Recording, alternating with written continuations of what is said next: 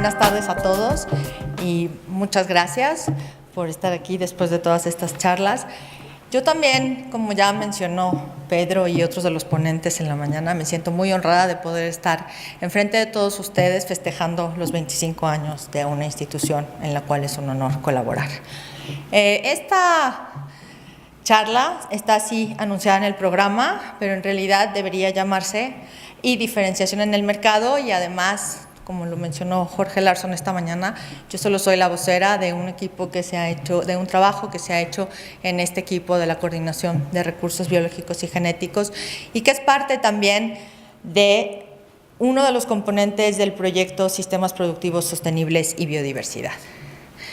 ¿Recuerdan la plática del doctor Sarucán y de la doctora Patricia Koleff y ahora la de Pedro, en donde decimos que todos los días nos beneficiamos de la biodiversidad, consumimos sus bienes, sus servicios, pero entonces es muy importante poder saber de dónde vienen o de dónde provienen estos bienes que producimos de la biodiversidad? Entonces, una taza de café puede venir de un monocultivo a pleno sol, como el que vemos aquí, o de estos cafetales, que en este caso son imágenes de la selva en Chiapas, ¿no?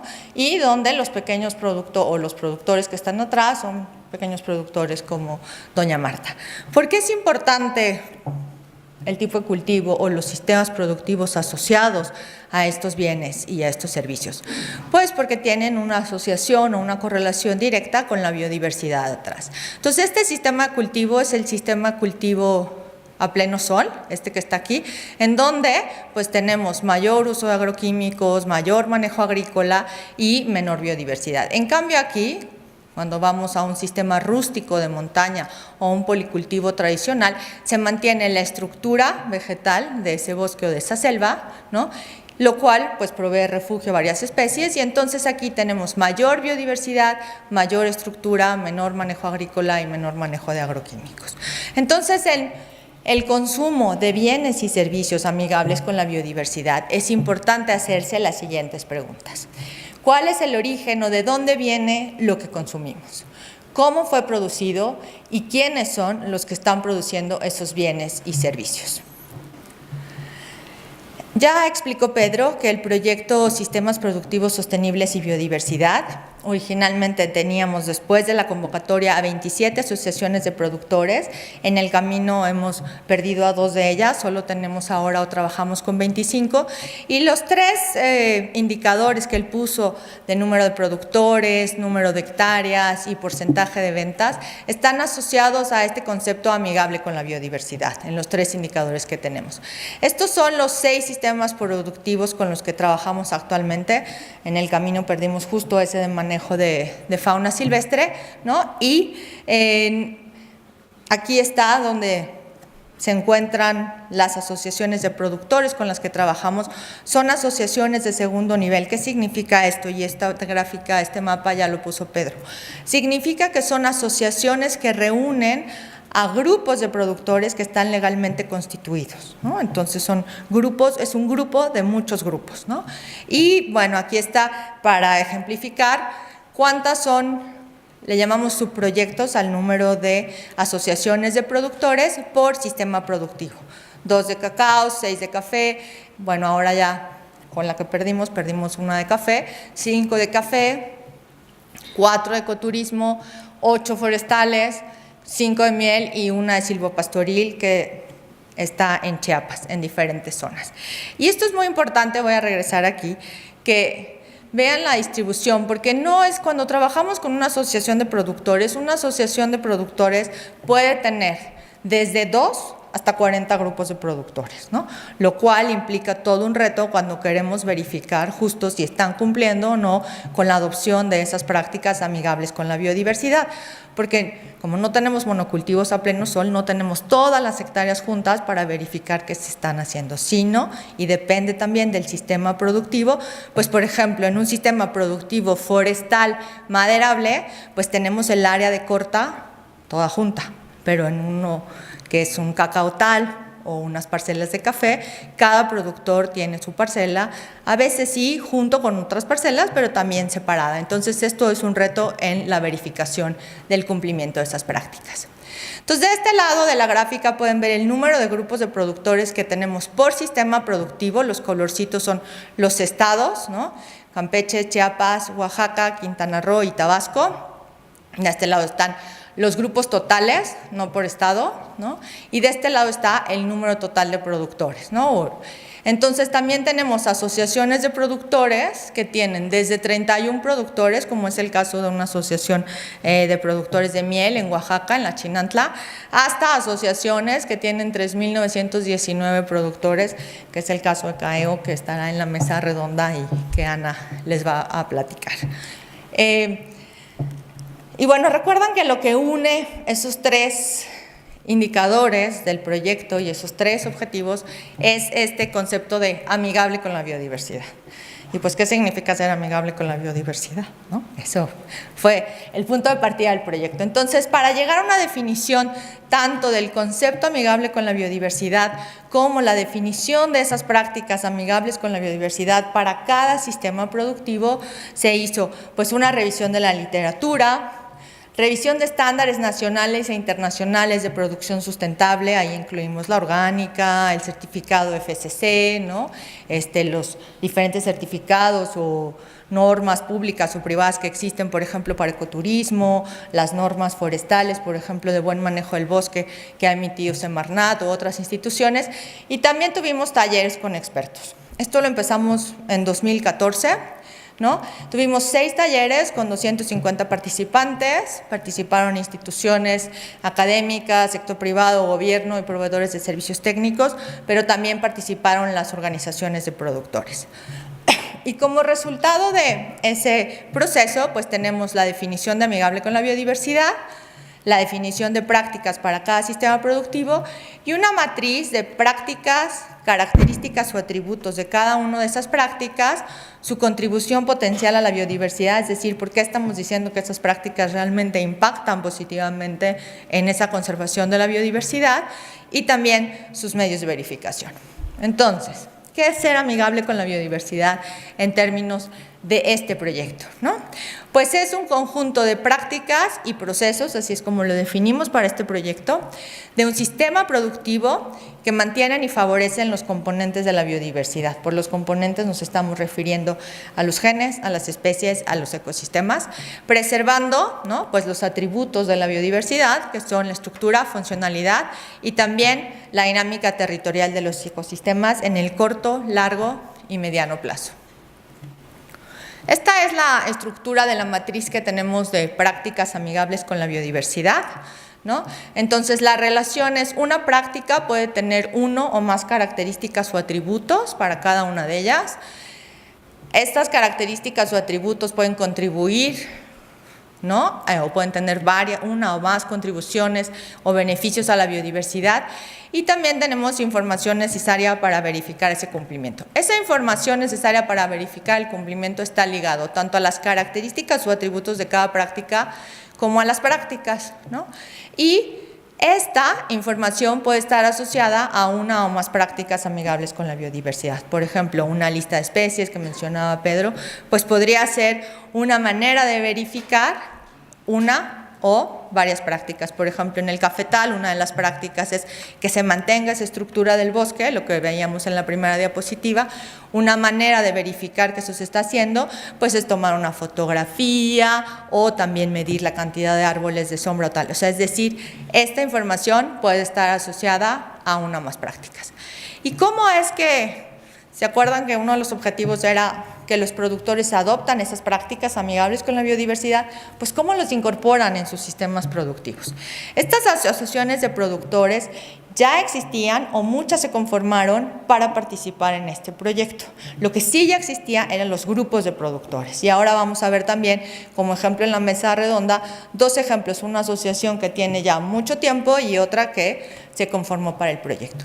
Ellos al participar en la convocatoria que lanzó la CONABIO para este proyecto, la primera fase fue que manifestaran su interés, y al ser seleccionados tenían que presentar un plan de negocios que se llamaba Amigable con la Biodiversidad, pero en realidad es un plan de negocios en donde ellos se comprometían en los años del proyecto a ir adoptando paulatinamente esas prácticas, ¿no? Entonces, este es un ejemplo y solo, si les ponía toda la matriz no se iba a ver nada, de por sí se ve ¿no? Pero cualquiera que esté interesado en conocer las prácticas completas, con mucho gusto se las podemos proporcionar. Entonces, este es para el sistema productivo miel. Entonces, aquí está esa estructura, esa matriz, las prácticas, la contribución, las características o atributos mínimos y la información necesaria para verificar su cumplimiento. Hay algunas que están señaladas como prácticas mínimas a cumplir. Eso quiere decir que de inicio los productores tienen que cumplir con estas prácticas y como esto está basado también en un sistema de mejora continua, cada año o cada cierto tiempo tienen que ir adoptando cada vez más prácticas o incorporando más de esas prácticas en su sistema productivo. Entonces, por ejemplo, en el caso de miel, una de las prácticas era lo que se apoya es a productores que producen miel que proviene de Apis mellifera. Pero ¿cómo? Lo que queremos también es promover la conservación de las abejas nativas. Una de esas prácticas era el uso y conservación de abejas nativas, ¿no? Su contribución, bueno, pues tener o empezar a rescatar esas abejas nativas que existen, que también producen algunas de ellas miel, pues es, además de conservar a esas abejas, pues promover el servicio ambiental de la polinización, ¿no? Esta es la característica que tenía que tener, es decir, al menos tenía que tener un módulo demostrativo y pues ¿cómo vamos a verificar que existe el módulo? Recuerden que tenemos asociaciones que tienen hasta 3.900 productores, entonces no podemos ir a la parcela de 3.900 productores y verificar que tiene un módulo, ¿no? Pero ahora vamos a empezar a ver cómo estamos verificando cada una de estas prácticas. Esto es para el sistema productivo cacao. Aquí les puse un ejemplo, una de las prácticas que es rehabilitar el cacautal con variedades nativas.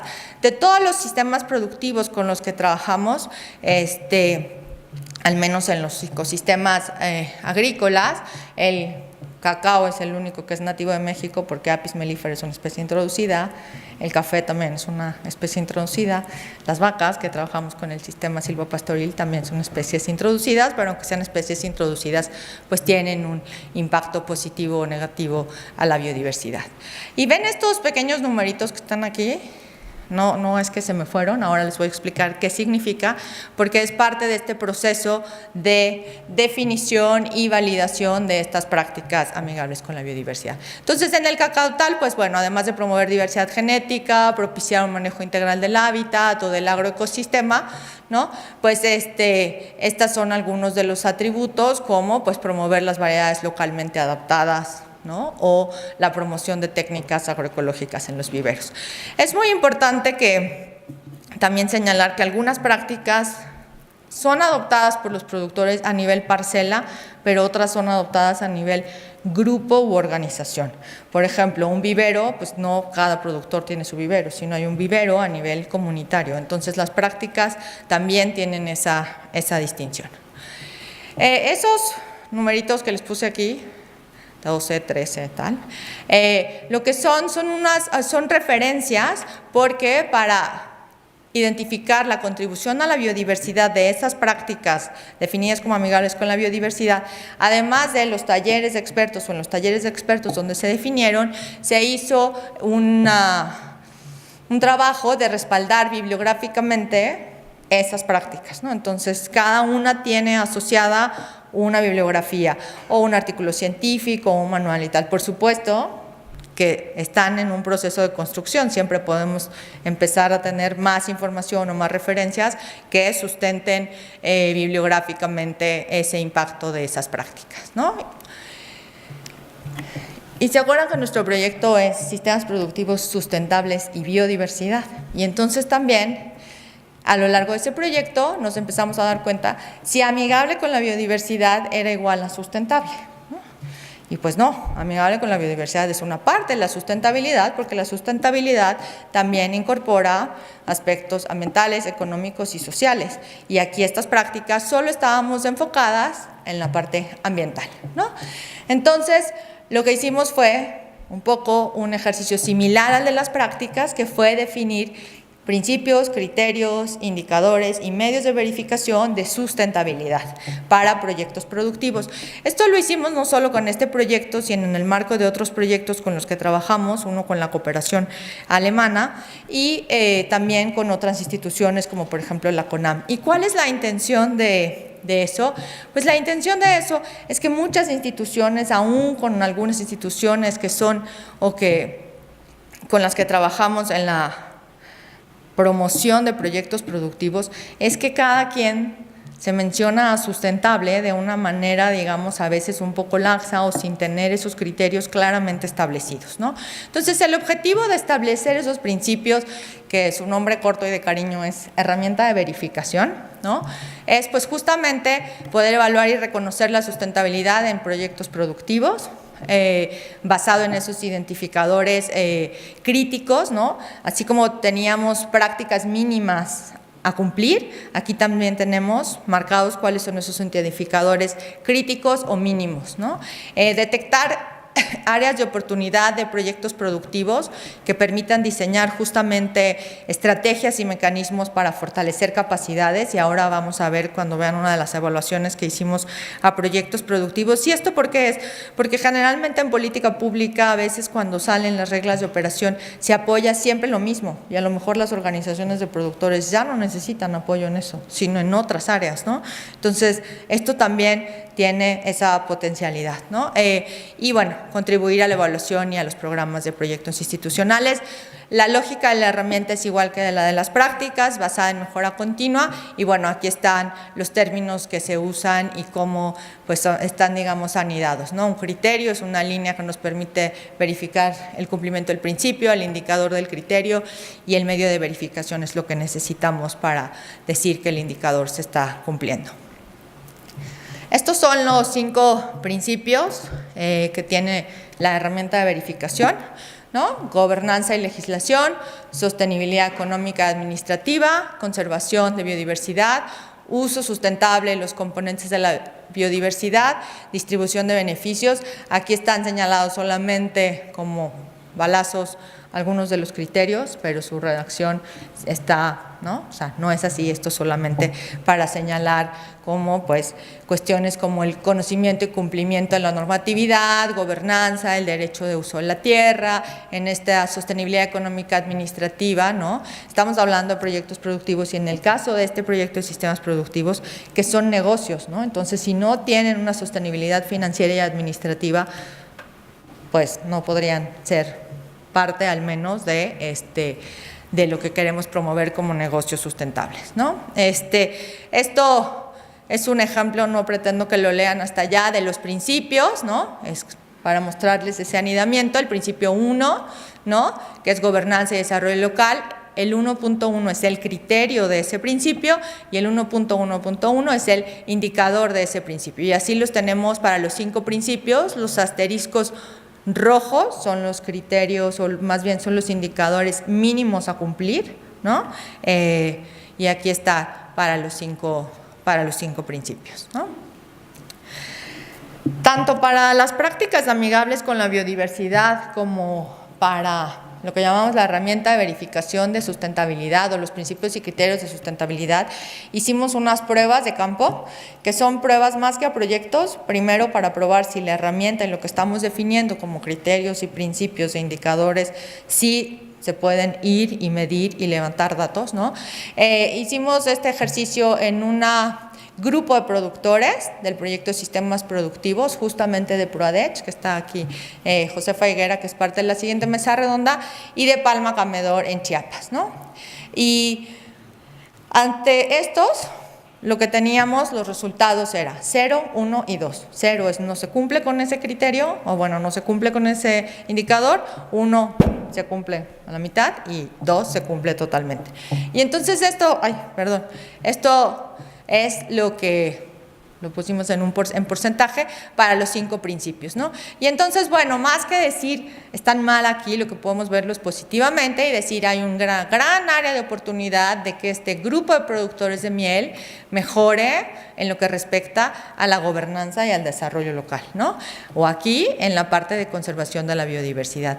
Y hay otros que, bueno, a lo mejor, por ejemplo, este de Palma Comedor, pues en lo que respecta a la sostenibilidad económica y administrativa de todos los indicadores que probamos, pues está muy bien, pero pues pareciera que necesita trabajar un poco más aquí en aspectos de conservación de la biodiversidad, ¿no? Y los resultados de estas pruebas de campo se entregan a los grupos de productores como un informe, digamos, de una auditoría, pero no quiero llamarle auditoría, para que ellos a partir de eso puedan hacer sus propios planes de mejora, ¿no? Pedro mencionó monitoreo y yo estoy mencionando aquí verificación. Entonces, quiero hacer esa distinción que tiene nuestro proyecto, ¿no? Entonces, hablamos de esas prácticas productivas, de cómo se incorporan justo en estos planes de negocio y recuerden que el proyecto, uno de sus objetivos es justamente la diferenciación en el mercado por la incorporación de esas prácticas, ¿no? ¿Cómo transmitimos ese valor asociado a esa producción a los productores y a lo largo de la cadena productiva, ¿no?, y al consumidor final, ¿no? Entonces, aquí, pues a través de, digamos, poner unas palomitas al cumplimiento de esas prácticas que ellos mismos se comprometieron a adoptar en un lapso de tiempo y pues en un programa que está establecido en su plan de negocios. Y el monitoreo, pues es la evaluación de esos impactos. Independientemente de que nuestras prácticas y la contribución a la biodiversidad esté sustentada en esos bibliografía, ¿no? No necesariamente cuando nosotros vamos y decimos cumplió o no cumplió o cumple a medias, estamos evaluando el impacto de esa práctica en la biodiversidad, pero eso sí lo hace el proyecto a través de la parte del monitoreo ecológico o biológico. Obviamente la información que aquí se levanta, pues puede alimentar a la parte de monitoreo biológico, ¿no? ¿Cómo hemos hecho hasta hoy la verificación de esas prácticas amigables con la biodiversidad en esas 25 asociaciones de productores? Cuando lo hicimos el año pasado todavía teníamos a las 27 asociaciones de productores. Pues hicimos visitas a los 3.800 grupos que tenemos, ¿no? Bueno, más bien los grupos de productores son casi, son 14.000 productores, 175 grupos, sino que seleccionamos un grupo de productores de cada una de las asociaciones de productores. Y los fuimos a visitar, levantamos con base en un cuestionario información sobre el contexto, porque es muy importante, no solo el contexto de la actividad productiva que desarrollan, sino es la tenencia de la tierra, si son bienes comunes, son ejidales, tal, de las prácticas, sobre todo en torno a las necesidades de información que necesitan o de capacitación que necesitan, si eso les ha implicado costos o no. ¿Cómo están registrando esas prácticas, ¿no? Todos son asociaciones de productores ya establecidas y deberían tener algo que se llama un sistema de control interno o un sistema interno de control en donde siguen cuestiones de producción, ¿no?, para la trazabilidad y origen de su producto. Y también aspectos de comercialización. Además del proyecto, ¿no?, como parte de los compromisos que adquieren las asociaciones de productores, hay un sistema en donde ellos registran cómo están avanzando en el cumplimiento de esas prácticas, y es este registro del sistema de compromisos, y en algo que llamamos verificación de tercera parte. ¿Y qué es esa verificación de tercera parte? Pues quiere decir que un tercero, que no son ni los productores ni la Conavio, nos está apoyando para ver el cumplimiento de esa producción amigable con la biodiversidad. Entonces, para eso tenemos una colaboración con Certimex, que también es parte de la mesa redonda siguiente que sigue, para elaborar esas listas de chequeos. Y esas listas de chequeos, pues son unos cuestionarios que van a permitir decir si se están o no se están cumpliendo esas prácticas, ¿no? Hicimos también, así se desarrollan en general los estándares o las normas públicas y privadas, unas pruebas de campo para cada sistema productivo, ¿no? Y bueno, después de esas pruebas de campo, pues tenemos la última versión o la versión modificada, ¿no?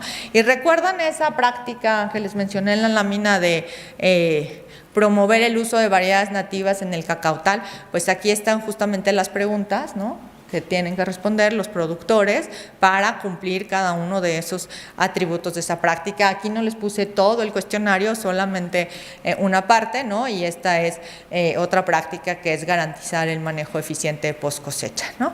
Y así básicamente también es el mismo sistema que se sigue, por ejemplo, para cualquier certificación, ¿no? Orgánica, amigable con las aves, comercio justo, pequeños productores. Entonces, aquí es donde estamos hasta hoy, con las prácticas, con la herramienta de sustentabilidad y lo que tenemos hoy para poder verificar ese cumplimiento, pues es la herramienta y esas listas de verificación. Y esto es muy importante que consideren que ha sido un proceso dinámico, que está en construcción y que se ha enriquecido a lo largo del proyecto, y que la primera versión que tenemos de las prácticas, ¿no?, ha cambiado respecto a esta última versión, sobre todo por lo que hemos conversado con las asociaciones de productores. Y trasladando esto de la verificación a la comercialización y al consumo, lo que tenemos en esas 27 asociaciones de productores, que llamamos APs, ¿no?, es que algunas de esas asociaciones de productores abarcan toda la cadena productiva o de valor hasta llegar a los consumidores. Pero hay otros que pues se quedan como aquí en el primer eslabón y lo que hacen es, ¿no?, venderlo a un acopiador o a un transformador, ¿no? Y entonces, ¿cómo logramos diferenciar en el mercado justamente ese atributo de amigable con la biodiversidad, ¿no? Si los que producen ganado en Quiringuicharo, en la entrada de la selva en la Candona, no lo pueden sacar como carne porque no hay cerca un rastro, ¿no?, y lo venden entonces a unos ganaderos veracruzanos que juntan esa misma carne con una carne que ha sido alimentada con gallinaza o pollinaza, que es el excremento de los pollos y las gallinas, y lo juntan pues con las vacas producidas aquí. Entonces, realmente hay que convencer a estos y a estos, pues no sé, ¿no? Yo creo que a lo mejor habría que trabajar en convencer a esos acopiadores, a esos transformadores, ¿no?, de cómo seguir en esa cadena de trazabilidad que sigue a ese valor intangible que es el haber sido producido bajo esas prácticas, ¿no? Entonces, ¿cuáles son las herramientas que tenemos para diferenciar en el mercado? Pues una de ellas son el etiquetado, y el etiquetado se ha definido como una manera de acercar al productor con el consumidor, ¿no?, o también una forma de articular a los diversos actores de la cadena a través de ese consumo. Y bueno, hay en general dos tipos de etiquetado: el etiquetado obligatorio y el etiquetado voluntario. El etiquetado obligatorio está basado en las normas, ¿no?, y nos dice información dependiendo de qué tipo de producto tengamos, pero en este caso de alimentos, pues quien publica esas normas en México es la COFEPRIS, que depende de la Secretaría de Salud, y pues esto no les será ajeno, ¿no? Algunos sufrimos con estas. Cada vez que leemos esto y tenemos que decidir qué comprar, pero tiene información sobre declaración de ingredientes, instrucciones de uso, fechas de caducidades, país de origen, ¿no?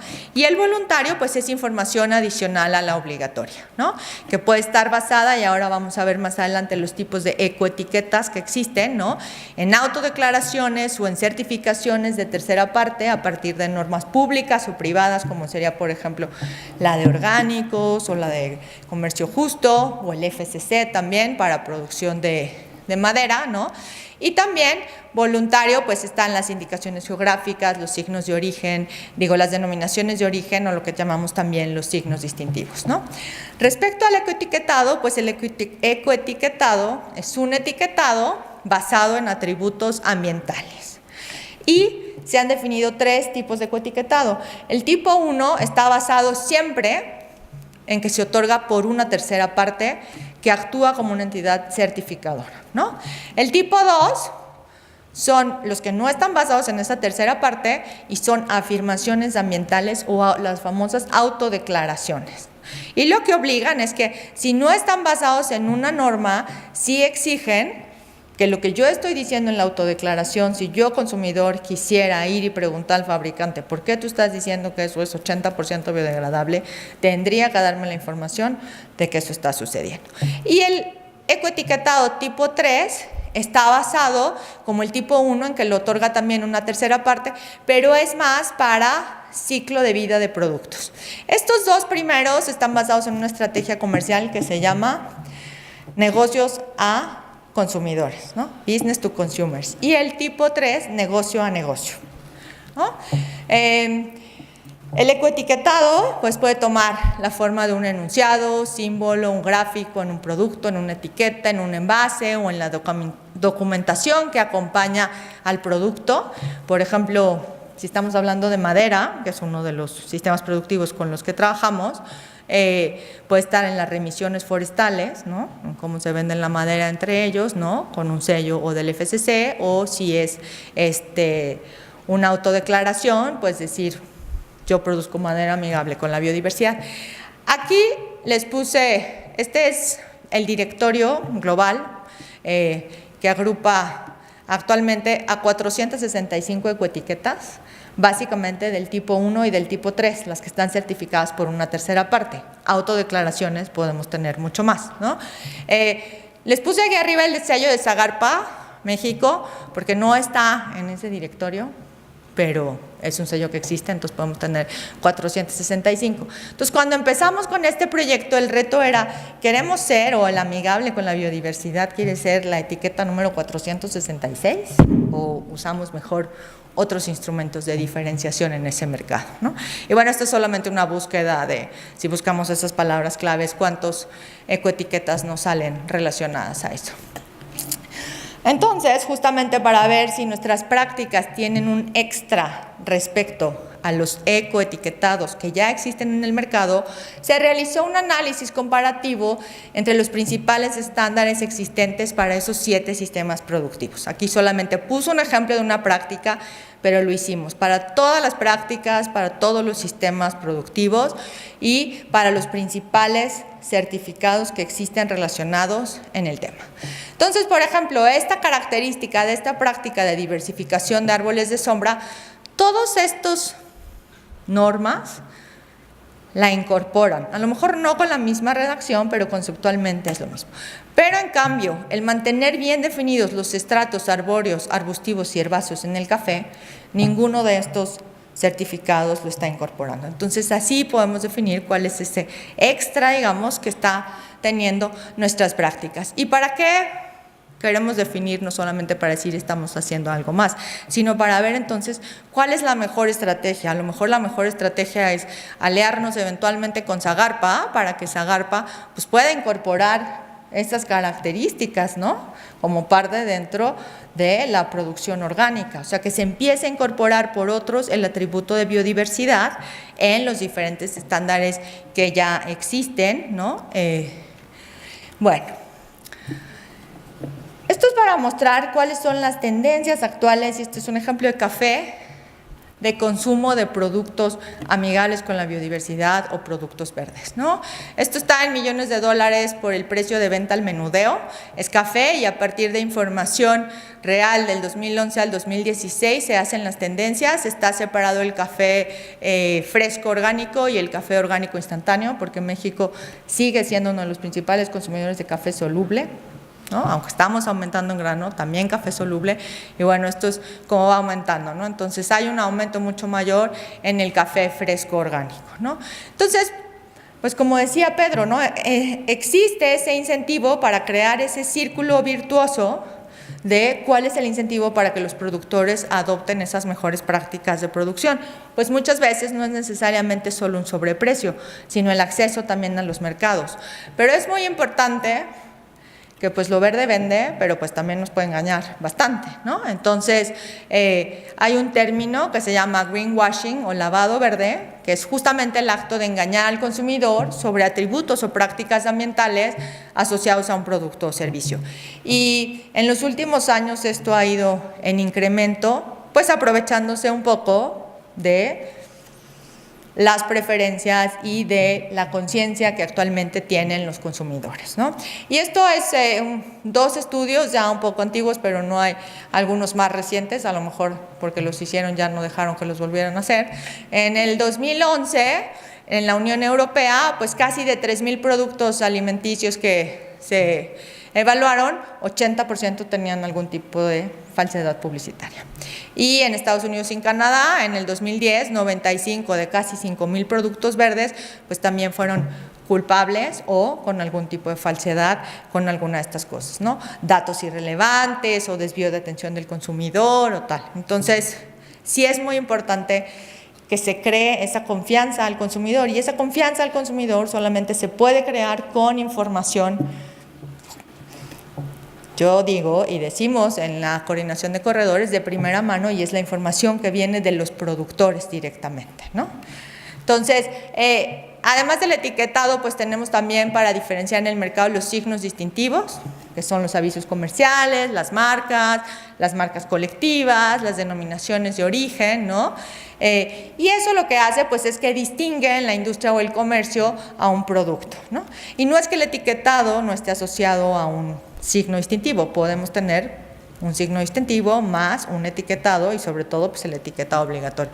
Yo aquí no quise poner ningún ejemplo para no hacerle publicidad a nadie, pero seguramente si yo les doy algún ejemplo de una imagen o algo, seguramente me van a poder decir de qué marca estamos hablando, ¿no?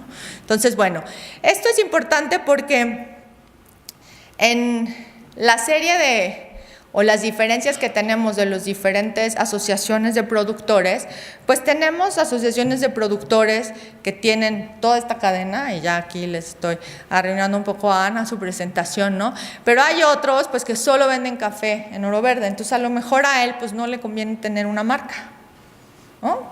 Sino tal vez lo que le conviene pues es a lo mejor una autodeclaración, ¿no? Y hay otros, por ejemplo, pues que venden miel a granel a un acopiador, ¿no? Para exportación, pero hay otros que pues ya lograron poner esto en el mercado en un vaso o en un envase, ¿no? En el 2016 se hizo una encuesta en línea base a las asociaciones de productores, ¿no? Aquí solamente están dos de esas preguntas sobre si etiquetaban su producto y lo diferenciaban. Ahí todavía teníamos a las 27 asociaciones de productores. 70% dijo que no etiquetaba su producto, 68% dijo que no diferenciaba su producto. En unas asociaciones de productores con las cuales queremos trabajar en lograr que entren en el mercado diferenciando al menos cierto porcentaje de su producción.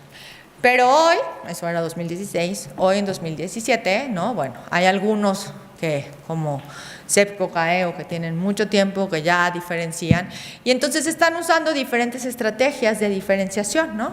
Algunos a través de obtención de marcas, algunos a través, y creo que no se ve desde ahí, aquí dice, cuando consumes este café estás apoyando la conservación de las selvas oaxaqueñas, aquí estás apoyando la conservación de las selvas en Calakmul, ¿no? Aquí en estas etiquetas donde dice que esto fue producido amigable con la biodiversidad. Entonces, esto es un ejemplo de hoy lo que tenemos con esas asociaciones de productores. Y ya para finalizar, pues esto que les mencionaba de cuáles son esos retos para la diferenciación en el mercado, si considerando que no todas las asociaciones de productores pueden llegar directo al consumidor, o sea, no todas van a poder tener un envase puesto en un anaquel, ¿no? Sino pues muchas van a depender de estos. Entonces, creo que es muy importante que podamos reflexionar que sí, los consumidores con nuestras decisiones de consumo podemos hacer mucho, pero también no solo hay que exigir a los productores, sino a estos otros actores de la cadena, ¿no? Me gustaría poner nada más como ejemplo que además de que estas prácticas amigables con la biodiversidad están incorporadas en estos planes de negocio, ¿no? Pues la idea es no quedarnos con estos 27 asociaciones de productores, sino lograr que más asociaciones de productores, que casi que cualquiera que quiera cultivar café en México o producir miel o ecoturismo, ¿sí? Pueda incorporar esas prácticas. Entonces la MECAFE, que es la Asociación Mexicana del Café, ya lleva 2 convocatorias, tanto la del 2016 como la del 2017, incorporando en sus reglas de elegibilidad que se va a favorecer a esos productores que incorporen prácticas amigables con biodiversidad en en su sistema productivo, en este caso el café, para considerarlos como sujetos de apoyo. Entonces, eso es lo que nosotros llamamos incidencia en política pública. Con AMECafé, pues se está logrando al menos para el sistema productivo de café, y entonces, pues 2 de los anexos de esa convocatoria son la tabla de las prácticas y la lista de verificación. Y no solo eso, sino que también existe el compromiso de AMECafé de regresarnos de estos cuestionarios llenos para que podamos saber qué productores que no solamente están en el sureste están adoptando esas prácticas y cuáles las están adoptando, ¿no? ¿Cuáles son las reflexiones con las que quiero dejarlos a todos ustedes? Es que pues debemos mantener ese atributo diferenciador para no perder ese valor de la biodiversidad, hablando de bienes y servicios, ¿no? La importancia del papel del consumidor, ¿no?, es fundamental todos los días, y eso le preguntaban a la doctora Patricia Koleff en su presentación, ¿no? Decían, ¿qué puedo hacer? Pues con las decisiones de consumo se puede hacer mucho por la conservación y el uso sustentable de la biodiversidad.